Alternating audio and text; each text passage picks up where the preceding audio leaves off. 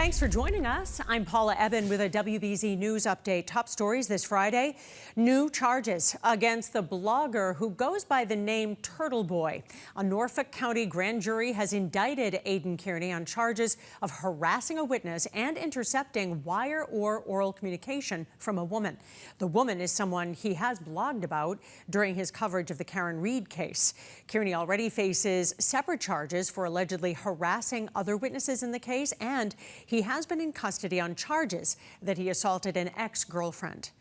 Boston police hope these surveillance images will help them catch an armed robber who's been targeting Back Bay businesses.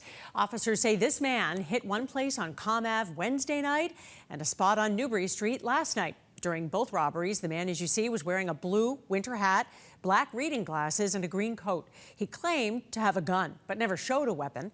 Contact Boston police if you recognize him. Heads up if you're driving in New Hampshire Saturday. Police will be looking for speeders and distracted drivers along I-93. There will be patrols along the Merrimack and Belknap counties from the town of Boscawen into the town of Plymouth. New Hampshire highway officials say this initiative is to protect drivers after there were over 100 deadly crashes last year. So far this year, New Hampshire has seen 11 deadly crashes. Well, it's a gloomy day here in New England just before a weekend warm-up. Let's get the latest with meteorologist Jason Mikell. Paula, a live look right now out over the harbor where they have a lot of cloud cover, even some lowering cloud decks across the area right now, along with some visibility issues. So for our Friday, hit and miss shower activity, at least for the first half of our afternoon. Once we get into the evening hours, the final threat for some rain showers will be mainly along the South Shore and even the Cape and the Islands. A cold plunge, that's what I'm calling it for Saturday. Certainly by Saturday morning, it will definitely feel like the teens across the region. And even by Sunday in the afternoon, we'll have seasonable conditions. But in the morning hours, we begin what feels like temperatures likely in the upper single digits and lower teens. Next week, though, the mercury dials up a little bit and also the rain showers move back in as well. So visibility concerns, at least on our Friday afternoon, widespread here.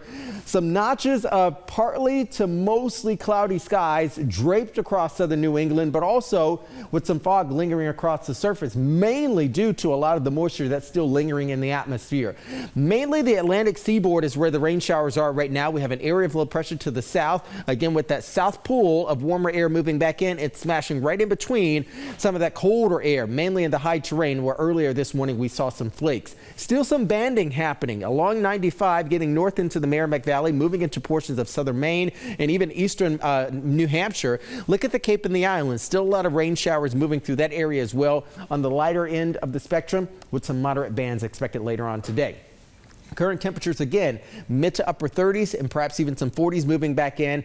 It has not been sort of a deluge of rain throughout our Friday, but even sort of lingering rain showers, again, expected to be roughly around 2/10 of an inch at most. I think we could likely be averaging maybe around 5/100ths of an inch or perhaps even up to 1/10 of an inch. So again, mainly not a huge threat in terms of rain today, just some periodic showers. There is the Cape and the Islands. Another band moves through later on today. As you can see, our temperatures again remaining around the mid to upper 30s, but overnight tonight we have to get the frontal boundary to pass, everybody. We'll have a breezy northwest wind kicking up once we get into the early hours for us on Saturday. More sunshine moved back in, but brisk conditions. Wind gusts expected tomorrow anywhere from 20 to 25 miles per hour. Obviously, with highs struggling to get to the freezing mark tomorrow with that 25-mile-per-hour wind, it's going to feel like definitely in the mid to upper 20s. There's some things to point out, at least in this 7-day forecast. We have a full moon peaking tomorrow morning at 7:30. We should be clearing things out by Saturday night into Sunday. Notice Sunday morning temperatures into the lower teens. Again, the feels like temperatures will carry quite a bite there. Sunshine on Sunday afternoon, more sunshine with a few clouds on Monday, back into the mild territory. Clouds increasing for us on Tuesday evening. By Wednesday and Thursday, rain developing across the area and lingering over into Thursday with that good push of a south-southwest wind, 20 to 30, pushing us up into near 60 degrees in the daytime. Paula? Jason, thanks. I'm Paula Ebben. This has been a WBZ News Update.